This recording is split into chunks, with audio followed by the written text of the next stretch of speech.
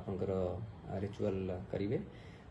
कोई भी public place रे गैदरिंग और बाकी जो भी डिटेल गाइडलाइन इश्यू करा जाइछि से बलवत्तर रहिबो। मंदिर प्रशासन रो निष्पत्ति अनुसार 1 तारीख और 2 तारीख मंदिर भक्तों पाई बंद रहिबो, दर्शन बंद रहिबो।